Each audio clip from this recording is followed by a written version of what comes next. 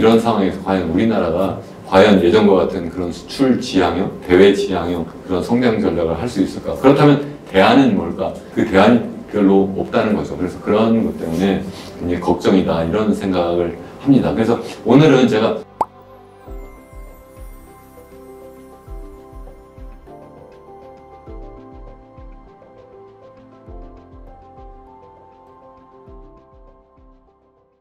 안녕하세요. 이현규의 경제포럼. 오늘도 함께 해주셔서 감사합니다. 제가 최근 영상에서 세계은행이 최근 발표한 그 보고서를 하나 소개해 드렸습니다. 그 보고서의 그 핵심 내용 중에 하나가 뭐냐면 한국이 중진국 함정에서 벗어난 성장의 슈퍼스타다 뭐 이런 거였어요. 그러니까 전 세계 많은 나라들이 후진국에서 중진국으로 그리고 이렇게 발전하고 또 중진국에서 선진국으로 발전하고 이런 것이 하나의 꿈이고 또 자연스럽게 그렇게 하는 과정일 수가 있는데 실제 그 많은 나라들이 그런 꿈은 꾸지만 그러한 과정을 계속 해 나가지 못한다는 거예요. 그러니까 대부분 후진국에서 중진국 수준까지는 갈 수는 있는데 중진국에서 선진국까지 되는 나라들은 그렇게 많지 않더라. 근데 대표적으로 한국이 선진국이 되었고 그 중에서도 아주 월등하게 아주 모험적인 그러한 사례다. 뭐 이런 이야기를 이 그 세계은행의 그 보고서에서 이야기를 하고 있다라고 말씀을 드렸잖아요. 그래서 여기 그림에서도 지금 보시면 세계은행은 전 세계 국가들을 이제 저소득 국가하고 중소득 국가 그리고 고소득 국가 이렇게 나누어요. 그리고 이제 고소득 국가, 소위 이제 우리가 생각하는 선진국가라고 하면 13,846달러 정도면 선진국이다 이렇게 보고 있는데 우리나라는 3만 달러도 넘었으니까요. 고소득 국가, 선진국의 하한선보다 2배보다도 훨씬 더 많은 그러한 정도의 1인당 국민수를 갖고 있다. 어쨌든 그래서 지금 굉장한 성장의 슈퍼스타다. 뭐 이렇게 이야기를 하고 있고 그래서 많은 그 중진국 정책 위반자들은 한국이 어떻게 했는지 배워야 된다. 뭐 이렇게 이야기를 하고 있어요. 앞으로도 우리나라는 계속 잘 나갈 거냐는 거예요. 저는 그동안 계속 여러분들께 말씀드리지만 우리나라가 앞으로는 잘 나가지 못하고 도리어 이렇게 하다가는 일본에 잃어버린 30년을 답습하는 거 아니야? 이런 걱정을 정말 하고 있거든요. 우리나라는 제가 생각하면 이 세계은행의 그 World Development Report 그러니까 세계 개발 보고서에서 나와 있는 대로 우리나라는 중진국 함정을 정말 성공적으로 뛰어넘고 선진국으로 왔는데 일단 선진국이 된 현재 상황 그래서 1인당 국민소득이 32,000달러가 넘는다고 말씀드렸는데 그 수준에서 이제 더 이상 올라가지 못하는 거 아니야? 이런 걱정을 하고 있는 거예요. 그래서 제가 그 이름을 선진국 함정이라고 이름을 붙였어요. 영어로도 그냥 보통 중진국 함정하면 또 middle income trap 이렇게 이해하거든요. 제가 영어로는 또 high income trap 이렇게 이름을 붙였어요. 제가 붙였어요. 사실은 이거 이렇게 용어를 쓰는 학자를 제가 본 적이 없고 국제기구도 없는 걸로 알고 있는데 제가 이렇게 붙였어요. 그 이유는 뭐냐면 대표적으로 이 선진국 함정에 빠진 나라가 그동안 계속 있었는데 대표적인 나라가 일본이거든요. 일본이 1990년도에 이제 버블이 꺼졌다고 하잖아요. 바로 직전 연도 1989년만 하더라도 또는 90년 이제 꺼진 그 해에도 일본의 1인당 GDP가 미국의 1인당 GDP보다 더 높았어요. 그랬는데 그 수준에서 얘가 거의 크게 벗어나지 못했어요. 사실은 여기서 약간 올라간 듯 했는데 이게 이제 그 엔화 가치가 높아서 이제 더 높아진 거고 실제 경제 성장률은 거의 0% 수준에서 계속 머무르면서 이게 일본의 그 1인당 GDP가 거의 34,000달러 수준에서 거의 변화가 없어요. 약간 높아졌다 낮아졌다 이렇게 되지만 그 수준에서 변화가 없다는 거고요. 한국은 그 당시에 90년도에 1인당 GDP가 좀 전에 보신 것처럼 한 6,600달러 정도밖에 되지 않았는데 이게 지금은 32,000달러 정도 수준이고요. 지난해에는 한국이 일본을 살짝 추월했다라는 그러한 보도도 있었어요. 그러니까 굉장히 어쨌든 비슷한 수준까지 지금 따라잡았다는 거고 중국 같은 경우에는 90년도에는 이거 한 358달러밖에 안 됐거든요. 근데 이게 지금 12,700달러까지 이렇게 지금 치켜 올라간 상태예요. 그러니까 지금 다른 경쟁 국가들은 막 자기들 쫓아오는데 일본 같은 경우는 일본 입장에서 생각하면 정말 이거 열심히 달려가도 부족할 판에 지금 제자리에서 계속 멈춰 있었다는 거죠. 어쨌든 그러한 상태에서 우리나라를 보면 전 세계에서 한 200여 나라 중에 GDP 규모로 보면 한 14위 정도 된다. 굉장히 큰 나라죠. 이 정도 보면 그렇게 말씀을 드렸어요. 물론 비중으로 보면 이게 전 세계에서 보면 미국이 가장 크다. 그래서 뭐 전 세계 GDP 한 25% 정도 차지하고 중국이 한 18% 정도 차지하고 일본, 독일은 이제 두 나라가 뭐 3위, 4위를 서로 뭐 했다 올라갔다 나갔다 이렇게 하고 있는데 한 전 세계 GDP 한 4% 정도 수준이거든요. 근데 우리나라는 한 1.7% 정도 수준이에요. 그래도 정말 우리나라가 이 정도 경제 규모를 할 수 있었다는 것은 정말 지난 한 3, 40년 동안 굉장히 빠른 성장을 했다. 그래서 세계은행에서 보는 것은 한국이 정말 중진국 함정에서 벗어났다. 뭐 이런 이야기를 하는데 특히 이제 그것이 경제 규모만 보는 것이 아니라 1인당 GDP를 보잖아요. 1인당 GDP도 보면 한국이 31위 정도 하고 있어요. 31위 정도. 이 정도면은 여기 보시면 왼쪽은 이게 IMF에서 2024년에 34,000불이라고 했고 오른쪽은 월드뱅크의 2022년도 기준으로 32,000이라고 했는데 아마 이게 2024년 건 아직 나오지 않았는데 제가 위키피디아에서 그냥 가져온 건데요. 아마 지난해 2023년도 거를 이렇게 2024년이라고 표기한 것 같습니다. 왜냐면 제가 그 위에 미국 같은 경우에 전 세계에서 GDP 규모로 보면 25% 정도 차지하는 굉장히 큰 나라다 이렇게 말씀드렸는데 1인당 국민소득도 이게 2022년 기준으로 한 76,000달러 그리고 최근 자료로 보면 한 85,000달러 정도 된다는데 그거보다 높은 나라가 싱가포르예요. 싱가포르. 그래서 사실은 우리나라가 한때 굉장히 빠르게 성장할 때 아시아의 4마리 용 또는 4마리 호랑이 뭐 이렇게 이야기한 적이 있었거든요. 그때에 거기에 들어가는 나라가 어디냐면 한국 그리고 홍콩, 대만, 싱가포르예요. 이렇게 4나라였는데 그 중에서 계속해서 빠른 속도로 성장한 나라가 바로 싱가포르이다. 싱가포르는 지금 현재 한 전 세계에서도 한 5위 정도의 1인당 국민소득 수준을 현재 갖고 있으니까 굉장히 정말 우리나라보다 더 중진국 함정을 정말 성공적으로 이렇게 헤쳐나가고 정말 진정한 선진국 중에서 아주 탑 랭킹을 하고 있다. 다만 세계은행에서 싱가포르를 이렇게 특별히 언급하지 않은 이유는 여기는 인구가 작은 정말 도시 국가잖아요. 그러니까 다른 중진 국가들이 본받기에는 좀 여러 가지 면에 있어서 너무 다르기 때문에 그런 것이 아닌가 이런 생각을 합니다. 어쨌든 우리나라 입장에서 생각하면 한때 같이 막 빠르게 성장하던 싱가포르에 비하면 아직도 31위 정도니까 좀 상대적으로 그렇게 앞서 나가는 것이 아니라 도리어 뒤처졌다는 면이 있다는 거고요. 더더군다나 제가 이제 계속 여러분들께 보여드리는 그림인데 우리나라의 실질 GDP 성장률, 연간 성장률이에요. 이게 1970년대 초만 하더라도 14%인 적도 있었어요. 연간 경제 성장률이. 실질 경제 성장률이 그렇다는 거죠. 근데 이거 보시면 이게 계속 이게 추락하고 있잖아요. 그래서 이게 90년대 오면은 90년대 후반에 오면 이게 10% 밑으로 떨어졌다가 2000년대 오면은 이제 막 5% 수준으로 떨어졌다가 최근에 오면 이제 5%가 아니라 이제 2, 3% 수준 같다. 최근에 이제 아예 실질 GDP 성장률이 2% 정도다. 잠재 성장률이 이렇게 보고 있고 이게 뭐 앞으로도 더 떨어질 수도 있다는 얘기예요. 그래서 뭐 지난해가 1.4% 성장했는데 올해는 뭐 한 2.5% 정도 성장할 거라고 보지만 그런데 이게 사실은 잠재 성장률이라고 하는 거는 현재 우리나라 여러 가지 뭐 갖고 있는 뭐 기술 수준이라든가 아니면 뭐 인구 구조라든가 자원이라든가 이런 걸 볼 때 지속 가능한 성장률을 이야기를 하는 거거든요. 그게 한 2% 수준이기 때문에 그 수준을 계속 넘을 수가 없다는 거고 앞으로는 이게 더 떨어질 거다 하는 그러한 말씀이에요. 이거 보시면 한국에서 나온 자료인데요. 현재 2024년이잖아요. 근데 2035년, 2055년, 2075년, 2095년, 2115년까지 이렇게 했는데 보면 우리나라의 연간 경제 성장률 추계를 해놨어요. 추계를 해놨는데 보시면 2035년 정도 되면 여기 파란색이 뭐냐면 중위 인구와 중위 생산성이에요. 그게 무슨 얘기냐면 우리나라가 굉장히 빠르게 인구 고령화, 저출산 고령화가 진행되고 있다고 했잖아요. 그래도 너무 빠른 것도 아니고 너무 늦은 것도 아니고 뭐 한 중간 정도라고 치면 그래도 2030년대 중반이면 0% 수준까지 거의 떨어질 거다 하는 거고 그 이후에는 마이너스까지도 떨어질 거다라고 보는 거예요. 이게 결국 뭐예요?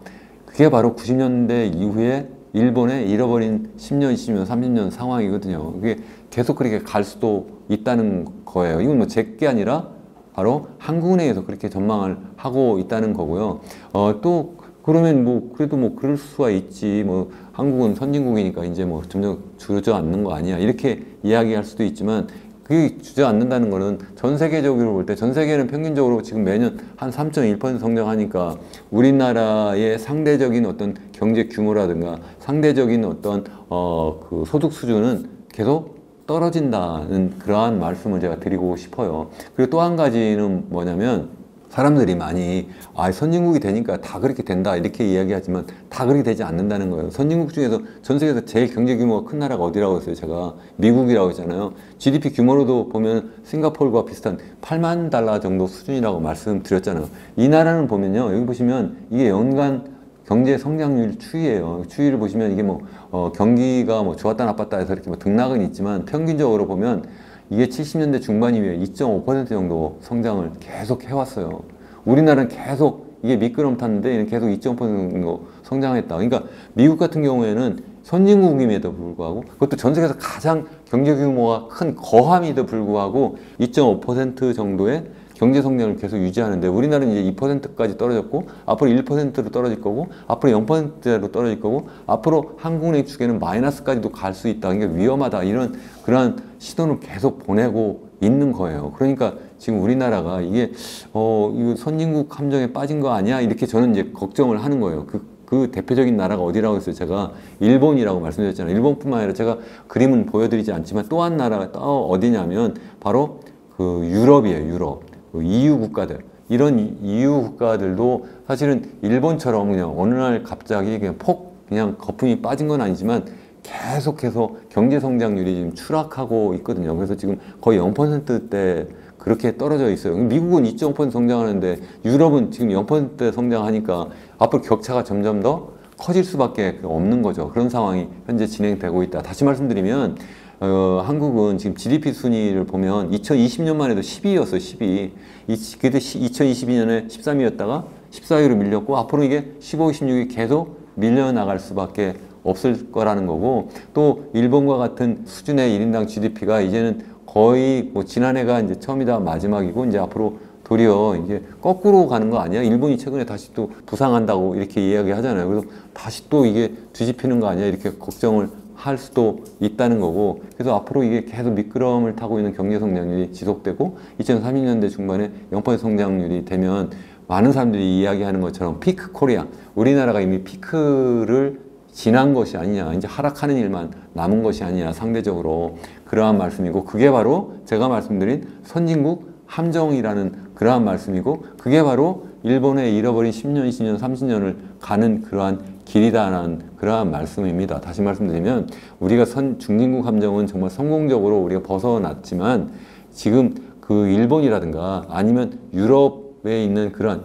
EU 국가들, 유럽 연합 국가들과 비슷하게 지금 이제 성장률이 정체하는 그러한 선진국 함정에 빠진 것이 아니냐 뭐 이런 이야기를 말씀드리고 싶은 겁니다. 물론 지난번에 제가 한번 영상 만들어서 여러분들께 말씀드린 것처럼 그 중국 같은 경우에는 이게 지금 현재 굉장히 경제상이 어렵다고 하잖아요. 그래서 이게 한때는 뭐 미국을 추월할 것이다 이렇게 이야기했는데 지금 뭐 우리 그 많은 그러한 국제기구나 그러한 경제학자들의 평가는 이게 중국이 중진국 함정에 빠진 거 아니냐 이렇게 생각을 하고 있는데 우리나라는 그 중진국 함정은 성공적으로 벗어났는데 선진국 함정이 지금 빠지고 있는 것이 아니냐 이런 생각을 지금 해보고 있는 겁니다. 그 이유가 뭐냐면 이제 제가 보다 구체적으로 말씀드리겠습니다만 대표적으로 한 4개를 제가 꼽고 있어요. 첫 번째는 뭐냐면 전 세계에서 인구 고령화가 가장 빠르게 진행되고 있다. 이것이 바로 우리나라의 성장 잠재력을 정말 빠르게 약화시키고 있다 하는 거고요.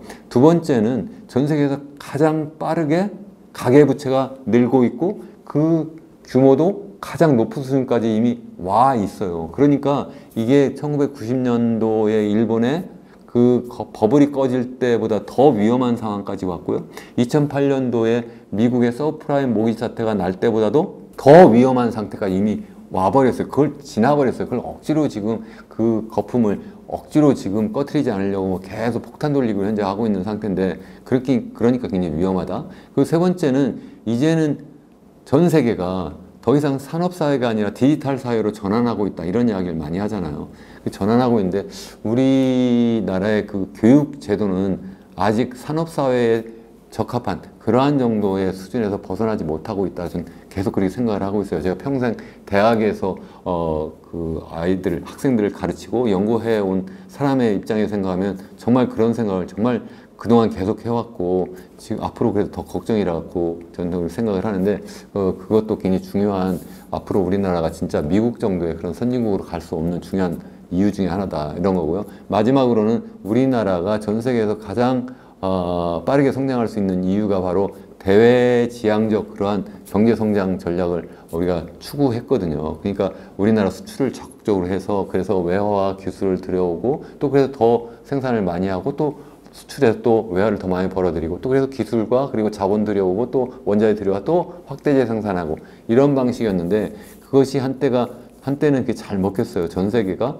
하나의 시장이 되었을 때 세계화라는 이름으로 하나의 시장이 되었을 때는 되었는데 이제는 전 세계가 지금 분절화되고 있다. 이렇게 제가 예전 영상에서 한번 말씀드린 적이 있었는데 그런 분절화가 진행되고 특히 미국과 중국 두 나라가 우리나라 입장에서 생각하면 가장 무역을 많이 하는 그런 파트너이기도 하고 또 전 세계에서 가장 경제 규모가 큰 나라인데 이 두 나라가 지금 완전히 지금 대립을 넘어서 거의 전쟁 그러한 상황까지 막 냉전 상황까지 막 지금 가고 있거든요. 이런 상황에서 과연 우리나라가 과연 예전과 같은 그런 수출 지향형, 대외 지향형 그런 성장 전략을 할 수 있을까? 그렇다면 대안은 뭘까?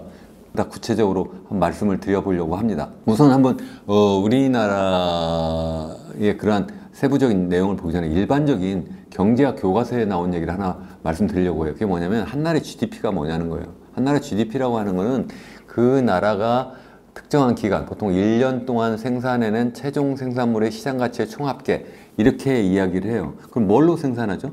그 나라가 갖고 있는 자원. 그 자원이라고 하면 토지, 노동, 자본이에요. 보통 토지, 노동, 자본을 3대 자원이라고 얘기하는데 거기에 기술이 가미가 되면 이제 생산물이 나오는 거잖아요. 그래서 한 나라의 GDP 규모가 커진다. 경제 성장을 한다는 거는 결국은 이러한 노동, 자본, 토지 또는 토지, 노동, 자본이 자꾸 더 규모가 커지거나 아니면 기술 수준이 자꾸 높아지면 되는 거예요. 근데 우리나라는 이러한 노동력이 인구 고령화 때문에 되지 않고 있고 또 이제 앞으로 보겠습니다. 자본이라든가 뭐 이런 것들이 제대로 계속 빠르게 축적되지 못하고 또 기술 수준도 이것이 계속 발전하지 못하고 있다. 뭐 그런 말씀을 제가 드리려고 합니다. 우선 그것을 확실하게 보여주는 그러한 그래프가 바로 한국은행에서 최근 발표한 그 자료인데요. 올해 초에 발표한 자료인데 여기 보시면 70년대부터 시작해가지고 최근까지 그 한 10년씩 이렇게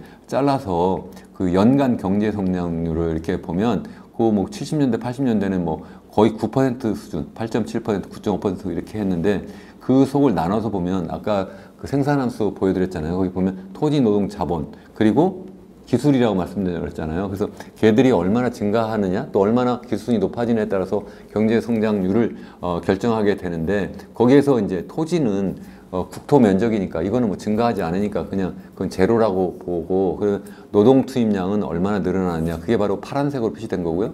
또 자본은 얼마나 많이 증가하고 있느냐 그게 이제 자본 투입 기여 여기 보면 주황색으로 나타난 거고요. 그리고 이제 기술 수준은 총요소 생산성이라고 그래요. 저희가 그 총요소 생산성이 얼마나 증가했느냐 그래서 초록색으로 보여주고 있는데 80년대가 가장 이게 그 세 개의 부문이 굉장히 크잖아요. 그래서 뭐 각각 뭐 노동은 2.5% 연간 성장했고 그리고 자본은 4.1% 연간 성장했고 기술도 2.9% 성장해가지고 연간 9.5%의 그런 경제 성장을 보였어요. 근데 이게 계속 주저앉고 있고 최근에 2020년부터 22년까지 보면 2.1% 성장했는데 노동도 0.4%밖에 성장 못하고 자본은 1.5% 그리고 기술은 0.2%밖에 기여를 못하더라. 근데 앞으로 이 노동은 인구 고령화가 되고 전반적인 생산 연령 인구는 빠르게 줄어서 이게 이제 0%나 마이너스로 갈 거예요. 그러니 뭘로 키우죠? 자본이 늘어나거나 기술이 늘어나야 되는데 이게 그렇게 잘 안 될 거다 하는 말씀을 제가 이제 드리려고 하는 거예요. 그래서 우선 그 노동력부터 보기 위해서 결국 우리나라의 인구 고령화 문제를 봐야 되는데 인구 고령화 보시면 우리 그 OECD 국가들만 놓고 볼 때 우리나라가 현재 그 인구 고령화 비율 이렇게 얘기하면 보통 이제 65세 이상 인구가 전체 인구에서 차지하는 비중을 이야기를 하는데 현재 지난해 기준으로 보면 한 18% 넘었고 올해 한 19%좀 넘을 테고 내년은 한 20%를 이제 초과할 거라고 이제 보고 있는데요. 20%가 넘으면 우리가 초고령 사회라고 그래요. 현재는 OECD 한 평균 정도 수준이에요. 그러니까 뭐 괜찮다 이렇게 생각하실 수도 있지만 사실 괜찮지 않아요. 오른쪽에서 보시면 이것도 한국은행 자료인데 이 우리나라의 고령 인구 비중이 이 40년대 중반이 되면 전 세계에서 가장 고령화가 많이 진행된 일본이라든가 아니면 이탈리아라든가 아니 스페인을 다 추월해요. 전 세계에서 단연코 1등이에요. 뭐가요? 고령 인구 비중이. 그러니까 이게 큰일 났다. 그것도 얼마 오래 남지도 않았어요. 지금 40년대 중반이니까 지금 20년대 중반이니까 20년 뒤에요. 이게 굉장히 빠르게 지금 추월하고 있다는 겁니다. 사실은 뭐 그래도 20년 뒤니까 괜찮네 이렇게 하지만 10년 뒤에도 사실 우리나라는 금방 이 OECD 국가 중에서도 초고령 사회 상당히 상단에 위치하게 될 수밖에 없다. 뭐 그런 이야기고요. 이게 그래도 뭐 생산 연령 인구가 더 빠르게 증가하면 되지 이렇게 생각할 수 있는데 우리나라 이게 생산 연령 인구 보통 15세부터 64세까지인데요. 그 인구 100명당 고령 인구가 몇 명이냐 이렇게 보면 우리나라는 여기 보시면 맨 왼쪽에 있어요. 2022년 기준으로 보면 가장 왼쪽 가장 낮아요. 그러니까 무슨 말이냐면 젊은 인구가 부양해야 되는 인구가 비교적 적은 나라라는 거죠. 근데 이게 앞으로 2072년 이거 50년 뒤면 단연코 1등이에요. 단연코 1등. 이게 100이 넘잖아요. 그게 뭐예요? 생산 연령 인구보다 고령 인구가 더 많다는 얘기예요. 그러니까 한 명의 젊은이가 한 명 이상의 노인을 부양해야 되니까 우리나라는 정말 큰일 났다. 이런 말씀을 계속 제가 드리는 겁니다. 그 원인은 뭘까요? 당연히 출산율이 너무 낮아서 그렇다는 거죠. 우리가 보통 합계 출산율이라고 이렇게 이야기를 하는데 최근에 뭐 출생률이라는 용어도 쓰지만 이 경우에는 합계 출산율이 맞습니다. 보통 이제 가임기 여성하면 보통 15세 이상 49세까지의 인구 그 젊은 여성을 이야기를 하는데 그 여성이 출산할 거라고 기대하는 그런 아이 수를 보통 우리 합계 출산율이라고 하는데 우리나라가 지난해 0.72명이었어요. 이 그림은 2022년 0.78명이라고 되어 있는데 그 당시에도 OECD 평균 1.58명보다 낮아도 엄청 낮아요. 거의 절반도 안 되는 거예요. 지금 그렇게 낮은 수준이니까 그렇게 인구 고령화가 빨리 진행된다는 거고 여기 오른쪽 그림에서 보시면 우리나라하고 OECD 평균 그리고 전 세계 평균 이렇게 같이 비교해서 합계 출산율 추이를 보고 있는데 60년대만 해도 우리나라가 전 세계에서도 가장 높은 나라에서 거의 6명씩 태어났어요. 여성 1인당.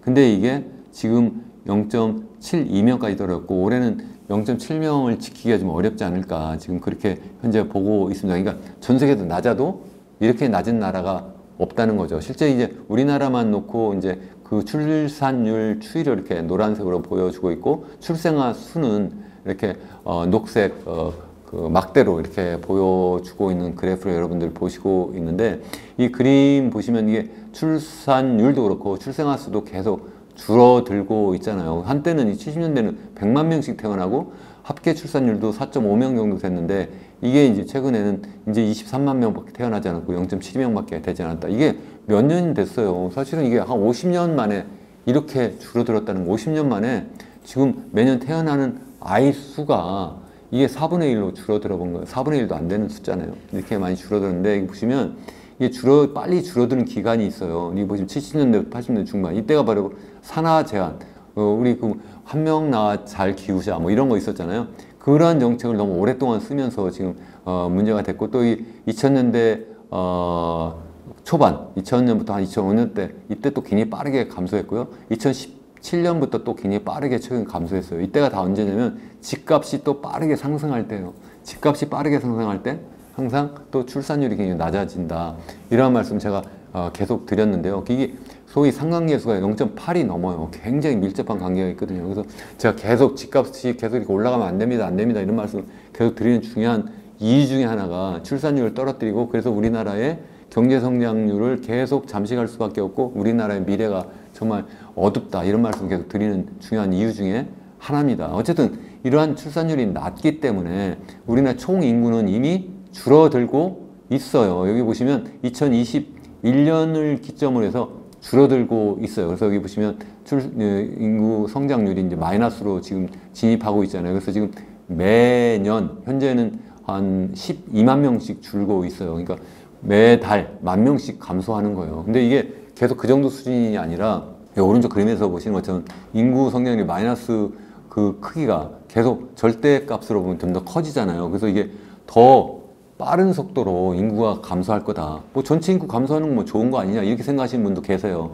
우리나라 그 인구 밀도가 얼마나 높으냐, 이 좁은 땅덩어리에 많은 사람이 사니까 이게 얼마나 많은 문제가 많으냐, 그래서 집값도 높은 거 아니야, 뭐 그래도 너무 과당 경쟁이 있는 거 아니야, 그래서 너무 사람들이 각박한 거 아니야, 뭐 이런 말씀 하시는데 그 말씀도 맞을 수 있어요. 어느 정도 맞는데 문제는 전체 그 모든 그 연령 계층들이 인구가 다 똑같이 점진적으로 감소하는 것이 아니라, 그게 아니라 젊은 인구가 너무 빠르게 감소하고 나이 드신 분들의 그 고령 인구는 도리어 늘어난다는 데 문제가 있는 거예요. 그래서 여기 보시면 여기 그 왼쪽 그래프는 2018년 이후에 그 생산 연령 15세부터 64세까지라고 말씀드렸잖아요. 그 인구가 계속 감소하고 있다. 그래서 매년 지금 현재 지난해만 해도 한 30만 명 감소했거든요. 30만 명이면 이게 춘천만한 인구가 그냥 하나씩 없어지는 거예요. 젊은 사람 인구만 해도 이렇게 빠르게 감소하고 있다는 거고요.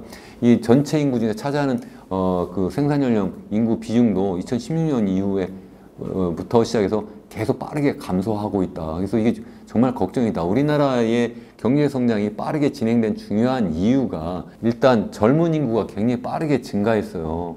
그래서 사실 인구 보너스라는 게 있었는데 이제 거꾸로 지금 인구가 감소, 특히 생산 연령 인구가 감소하는 게 큰 문제다. 다시 말씀드리면 인구 고령화가 되니까 특히 생산 연령 인구가 감소하고, 이게 바로 아까 말씀드린 것처럼 전체 생산함수에서 차지하는 그 소위 얘기하는 생산 가능 인구, 노동력이 감소한다는 뜻이잖아요. 그래서 경제 성장이 위축될 수밖에 없고, 또 실제 이 그 생산 연령 인구가 전반적으로 고령화가 되니까 이분들이 아무래도 젊었을 때보다도 일을 열심히 하지를 못하잖아요. 그러니까 생산성도 감소할 수밖에 없고, 또 이분들이 어떤 새로운 어떤 기술이라든가 새로운 상품을 개발하는 그러한 어떤 열이나 아니면 그러한 능력도 나이가 들면 자꾸 감소할 수밖에 없잖아요. 그래서 결국 기술 수준의 상승 속도도 줄어들 수밖에 없다. 그래서 결국은 생산 연령 인구도 줄어들고, 그리고 또 생산성 증가 속도도 줄어들고 해서 경제 성장이 계속 위축될 수밖에 없다. 그러면 결국 인공지능 로봇이 대신하면 되지 않느냐, 이런 주장을 하는 분도 계세요. 저도 그렇게 생각을 합니다.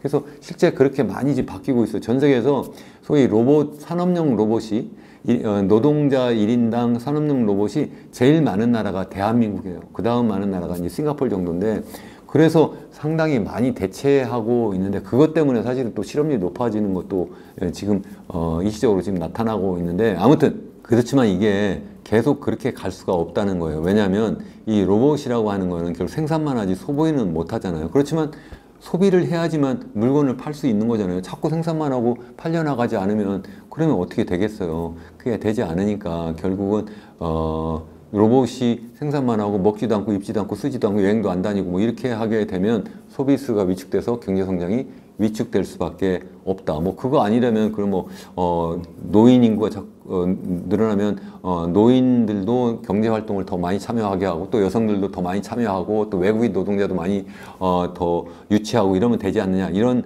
주장들도 하는 분들도 계세요. 사실 제가 최근에 아시아 개발은행 ADB하고 제가 그 컨설팅 계약을 하나 한 게 바로 이에 관련된 연구예요. 그러니까 전 세계가 인구 고령화가 되면서 경제 성장이 계속 위축되는데, 만약에 그 나라가 소위 디지털라이제이션, 특히 이제 그런 어떤 인공지능 로봇을 많이 도입하거나, 아니면 여성의 경제활동 참여가 자꾸 늘어나거나, 아니면 고령 인구의 경제활동 참여가 계속 늘어나거나, 아니면 외국인 노동력이 많이 늘어나면, 그러면 그러한 경제성장, 인구 고령화가 경제성장에 주는 부정적 영향이 줄어들지 않느냐, 뭐 이렇게 이제 실제 실증적인 분석을 하는 그러한 연구를 제가 하기로 ADB하고 용역 계약을 했는데, 제가 이제 실제 그걸 사전 실증 분석을 해봤어요. 해보면 그 어떤 그 고령 인구가 경제활동을 많이 참여하거나, 여성이 경제활동 많이 참여하거나, 외국인 노동자가 많이 들어온다고 해가지고 이게 통계적으로 유의한 정도로 경제 성장의 감소를 막지 못해요.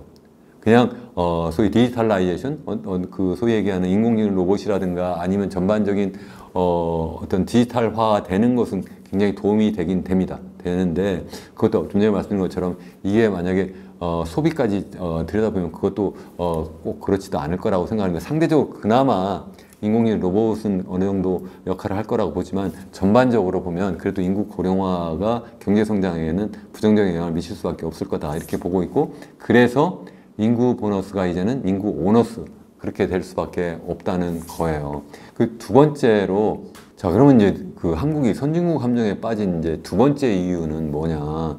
앞서 말씀드린 것처럼 전 세계에서 가장 위험한 가계부채를 현재 우리가 갖고 있다는 거예요. 규모 면에서도 전 세계에서 가장 크고 그 큰 규모의 가계부채가 전 세계에서 가장 빠른 속도로 증가하고 있다는 거예요. 그 이유는 바로 우리나라의 그 정말 주택 가격과 너무 밀접한 연관이 있어요.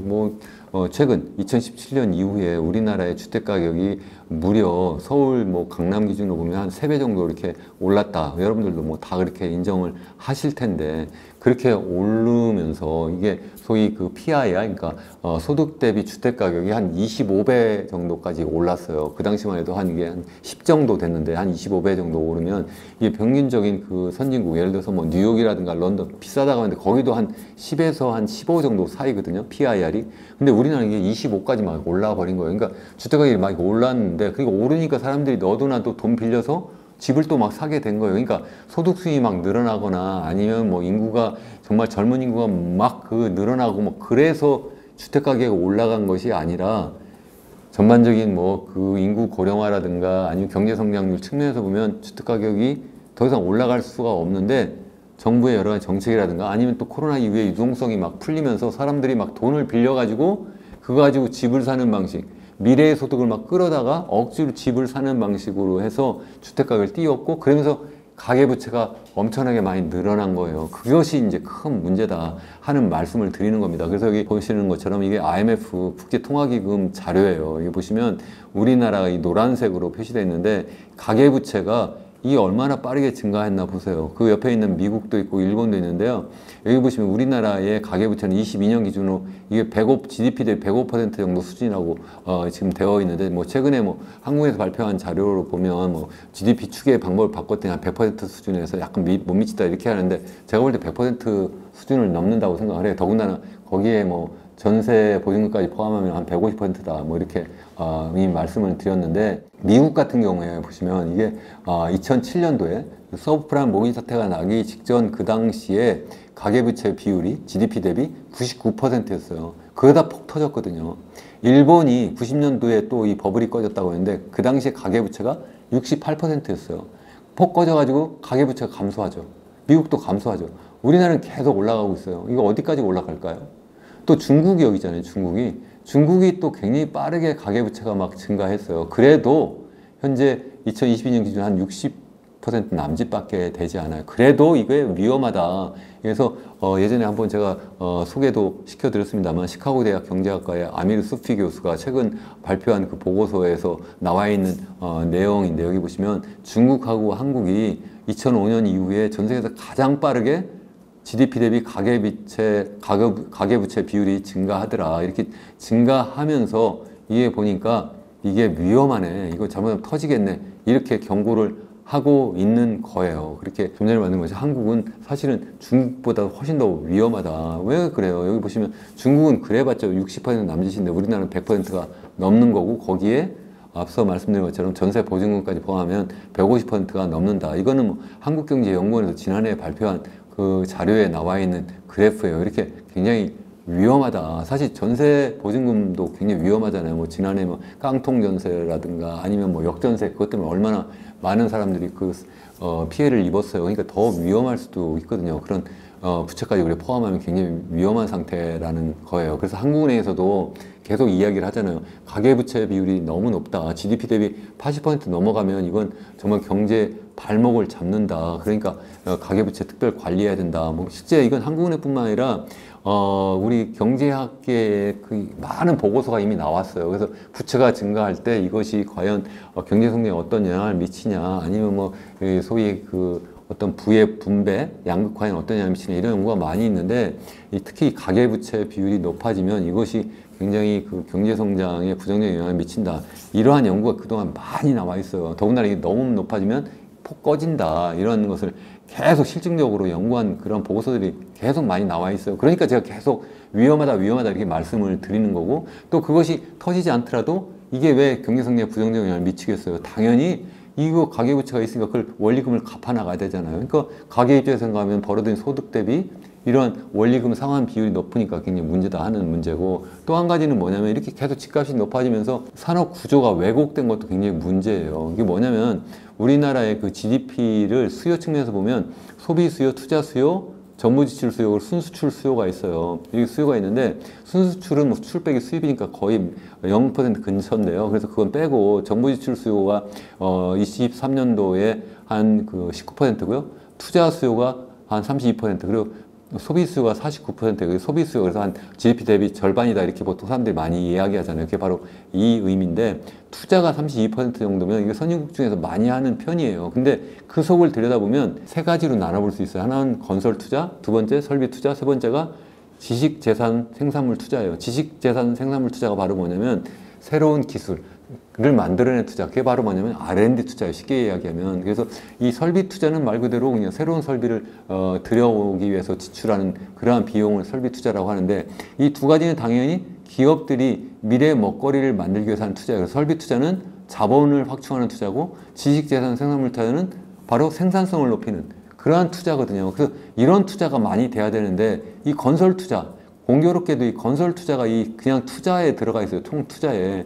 이게 지금 제일 많아요, 우리나라가. 그래서 전체에서 보면 그게 한 절반 정도 수준이에요. 이게 그러니까 설비 투자고 지식재산 생산물 투자를 다 합하면 건설 투자보다 약간 더 많은 정도. 그러니까 너무 많다는 거예요. 그래서 이게 큰 문제다 하는 말씀이고, 더군다나 그러니까 지금 투자 재원이 지금 엉뚱한 데로 흘러가는데, 더군다나 우리나라의 투자 재원 중에서도 또 상당 부분이 해외로 나가요. 그래서 여기 보시면 ODI가 해외로 나가는 투자거든요. Overseas Direct Investment 해가지고 해외 직접 투자고, FDI는 Foreign Direct Investment 해가지고 한국으로 들어오는 외국인 투자인데요.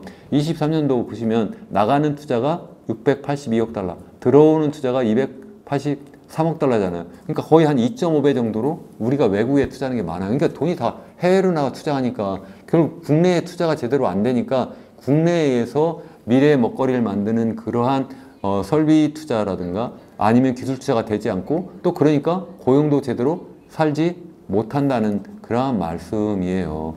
그래서 결국 다시 한번 말씀드리면 이렇게 계속 부채로 계속 쌓아 올리면서 부동산 경기 띄우고 이렇게 하면 이게 지속 가능하지 못하다. 그 이유가 바로 좀 전에 말씀드린 것처럼 부동산 부분에 과잉 투자가 돼가지고 설비 투자라든가 아니면 기술 투자가 제대로 되지 못한다.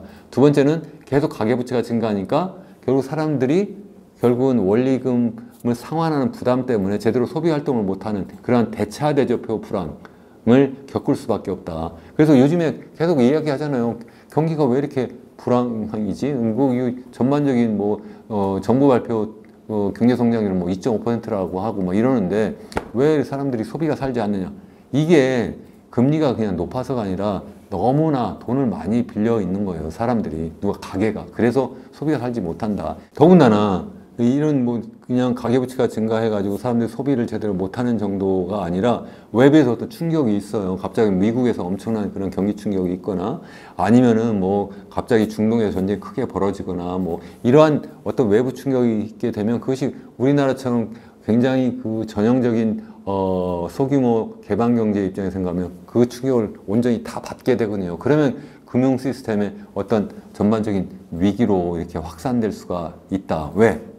너무나 빚을 많이 지금 지고 있기 때문에 결국 이게 경제 전반적인 충격이 크게 나타날 수 있다는 거고, 또 주택 가격이 일부에서 막 크게 상승하고, 또 더군다나 특수한 계층, 특히 이제 기성계층, 특히 장년층, 노년층이 주로 좋은 집, 비싼 집을 갖고 있잖아요. 그러다 보니까 이 장년층과 청년층 간의 어떤 자산 격차가 또 심화되는 문제가 있어요. 바로 이것이 또 출산율을 떨어뜨리는 중요한 원인이에요. 왜?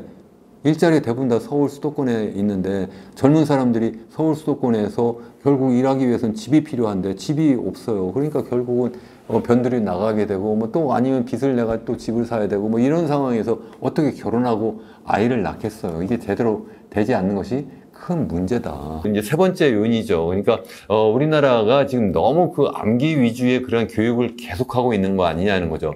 현재 우리가 그동안 해왔던 교육, 아니면 전 세계가 그동안 해왔던 교육은 18세기 중엽에 그 영국에서 시작한 그 산업혁명에 따라서 보통 교육이 정말 일반화되고, 또 대학 교육도 사실 선진국 경우에는 거의 상당히 이제 일반적으로 많은 사람들에게 이제 보급된 그러한 형태인데, 이것이 어쩌면 그 산업화 시대에는 굉장히 적절한 그러한 시스템으로 되어 있어요. 그래서 뭐 초등학교, 중학교, 고등학교, 그리고 대학교를 이렇게 거치면서 여러 가지 정말 산업사에서 꼭 필요한 그런 지식을 함양할 수 있도록 이렇게 해왔다는 거죠. 그것이 이제 우리 인류가, 제가 예전 영상에서도 한번 말씀드렸습니다만, 이제는 농업혁명을 거치고 산업혁명을 거치고 마지막 지금 현재 우리가 디지털 혁명을 하고 있다. 다시 말씀드리면 우리가 원시 수렵사에서 농업사회로 갔다가 농업사회에서 산업사회로 갔고, 산업사회에서 디지털 사회로 이렇게 현재 가고 있는데, 그렇게 가면서 현재 우리가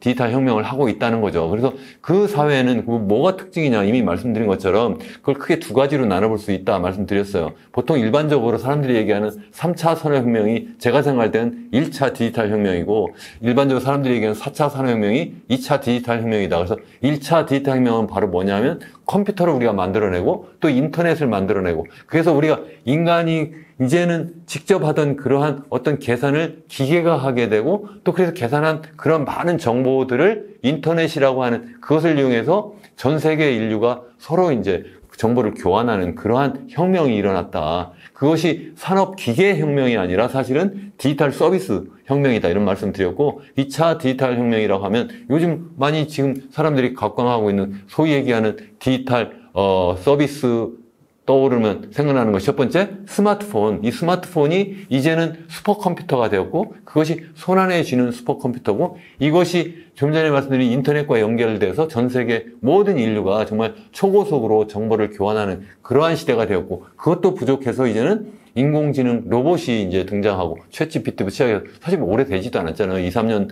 만에 이런 어떤 인공지능이 정말 보편화되고, 그래서 우리 실생활에 그냥 아예 들어와 버린 거예요. 그래서 뭐 요즘 뭐 전 세계적으로 보면, 아니면 미국 시장만 보더라도 이게 뭐 엔비디아와 같은 이런 소위 인공지능에 필요한 그러한 반도체에 특화된 그러한 기업이 막 정말 전 세계 최고의 그런 기업이 되고 있잖아요. 이런 상태가 돼버리고 있는데, 이런 상태가 되면 앞으로 그러면 우리가 어떻게 되겠느냐, 뭐 이런 거잖아요. 그런데 이제 우리가 이런 디지털 사회에 적응하기 위해서는 전혀 새로운 인재가 필요하다. 특별히 그 이유는 뭐냐면, 현재 이 진행되고 있는 이 디지털 혁명이 정말 뭐 무어의 법칙에 따라서 뭐 디지털 기술이 뭐 매년 뭐 2배, 이렇게 2년마다 2배 정도의 그런 어떤 성능이 증가한다든가, 또 이것이 뭐 디지털 기술뿐만 아니라 디지털 기술과 융합한 다른 분야와 융합한 다른 분야까지도, 생명공학이나 재료공학이나 거의 모든 분야도 다 똑같이 이게 막 기하급수적으로 발전한다. 그걸 우리가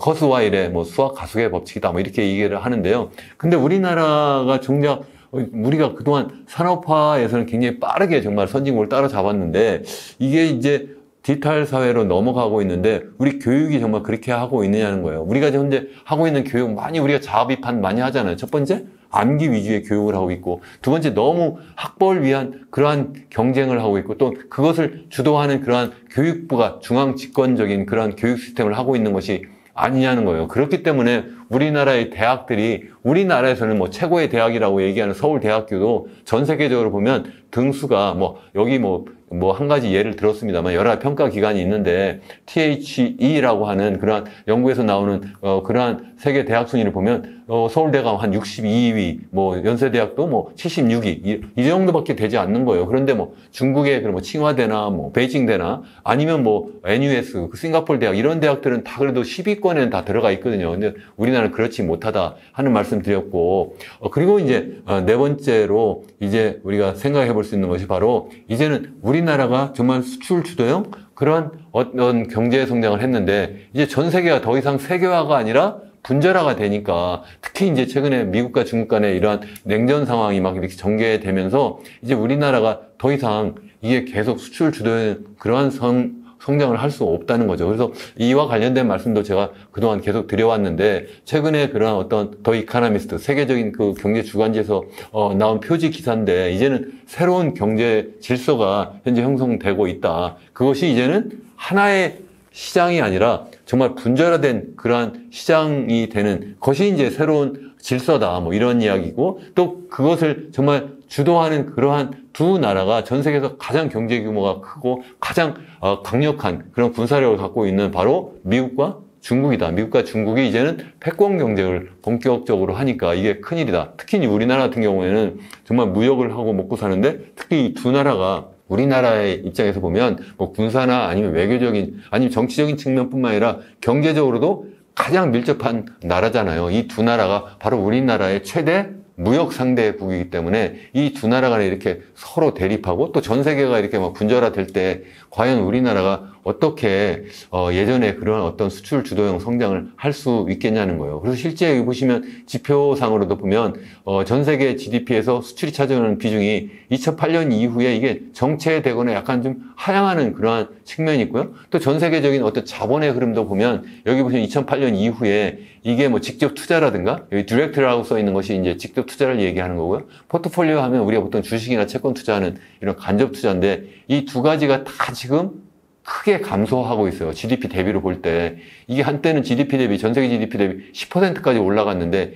이게 어떻게 됐어요? FDI 기준으로. 이게 한 2% 남짓으로 줄어들었고요. 포트폴리오 투자도 이게 한 5%가 넘었었는데, 이게 지금 1% 수준으로 지금 떨어졌다. 2% 미만으로 떨어졌다. 이런 이야기를 하는 거죠. 그러니까 굉장히 앞으로 우리나라가 수출 주도형 그러한 성장 전략을 계속 취하기 굉장히 어렵다는 겁니다. 그러니까 그러면 앞으로 어떻게 해야 되느냐가 굉장히 중요하잖아요. 그래서 이와 관련한 이야기를 제가 계속 그동안 드려왔는데, 제일 첫 번째가 결국은 뭐예요? 우리나라 지금 이렇게 어쩌면 피크 코리아라는 얘기도 듣고, 아니면 선진국 함정, 다시 말씀드리면 이제 선진국이 되었지만 더 이상 성장하지 못하고 정체하거나, 아니면 도리어 상대적으로 전 세계적으로 퇴보할 수밖에 없는 이유가 우리나라가 전 세계에서 가장 빠른 인구 고령화를 현재 우리가 만들어내고 있다, 경험하고 있다, 이런 이야기인데요. 그래서 이것을 결국은 어떻게 해야 되느냐, 속도를 늦출 수밖에 없다. 우리가 인구 고령화를 우리가 아예 막을 수는 없다고 저는 생각을 해요. 우리가 오래 살고, 더군다나 이제는 예전과 달라서 전 세계적으로도 보면 우리가 보통 출산율이, 그러니까 크게 보면 인구 고령화가 하나는 오래 살아서 그렇고, 또 한 가지 측면은 아이를 많이 낳지 않아서 그렇잖아요. 근데 오래 사는 건 이건 개인적으로 축복이니까 앞으로 더 또 사실 데이터 혁명이 되면서 인간 수명은 계속 늘어날 거라고 생각을 해요. 그래서 이게 뭐 80세가 아니라 90세, 100세까지도 우리가 살 거라고 생각하는데, 그건 어쩔 수 없는데, 한편으로 또 아이를 많이 낳지 않아요. 그래서 OECD 평균도 지금 한 1.5명 남짓이다 이렇게 말씀드렸는데, 우리나라 문제는 0.72명이고 올해는 0.7명도 지키기가 굉장히 어려울 수도 있다, 이런 말씀을 드렸어요. 그래서 결국은 뭐냐면, 적응하라는 거는 결국 속도를 늦추고 적응해라, 이런 말씀인데, 적응은 결국은 인구 고령화는 어쨌든 피할 수 없으니까 여기에 맞는 그런 어떤 경제, 사회, 문화, 정치, 제도를 우리가 거기에 맞춰 나간다. 그것이 굉장히 중요하다. 그래서 그와 관련된 말씀을 제가 이 영상에서 뿐만 아니라 앞으로 계속 또 더 말씀드리려고 하는데, 그것이 한 가지고, 또 한 가지는 속도를 늦춰야 된다. 속도를 늦추려면 결국 뭐냐 하면 출산율을 높일 수밖에 없다는 거예요. 그래서 제가 우리 제 채널에서 계속 강조해서 제가 여러분들께 말씀드린 게 뭐냐면, 인구 고령화, 특히 어떻게 하면 우리의 출생률을 높일 거냐. 그래서 제가 그동안 뭐 여러 가지 말씀드렸어요. 이렇게 출산율이 낮아지는 이유는 고용이 불안정하고, 또 우리의 주택 사정이 굉장히 거주가 불안정하다. 사실 집값이 너무 높아져가지고, 그래서 사람들이, 젊은이들이 어디 들어가서 살 데가 없다, 이런 말씀 계속 드렸고,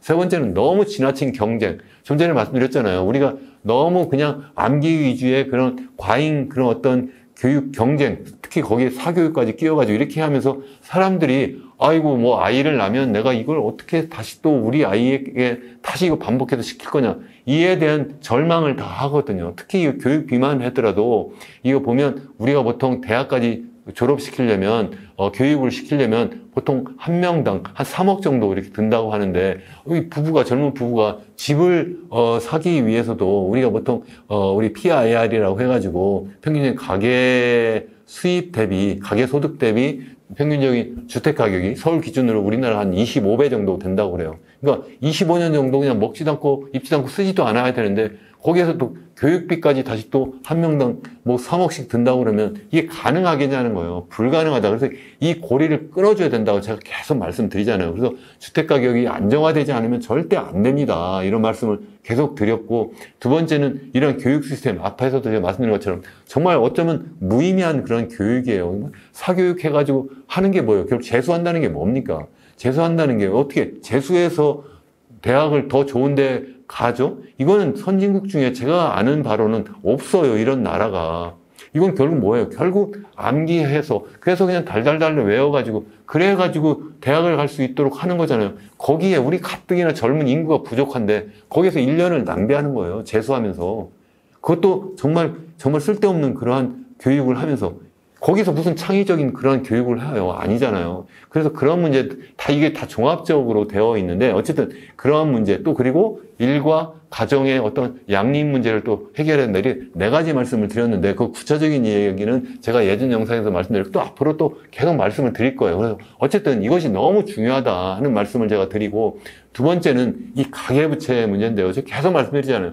우리나라는 어쩌면 지금 최근에 와가지고 특히 너무나 이게 건설 투자 위주로, 특히 이제 부동산 위주로, 그러니까 그렇게 해가지고 사람들이 막 또 거기에 막 열광해가지고 마치 로또처럼 돈을 빌려가지고 내가 분양받으면 그러면은 뭐 완전히 내가 그냥 그야말로 로또 복권 당첨된 것처럼 이렇게 되는 시스템이 돼버렸어요. 실제 생각해보면 우리나라는 이 소위 얘기하는 부동산 개발업자들도 자기 자본이 3%밖에 되지 않는다는 말씀드렸잖아요.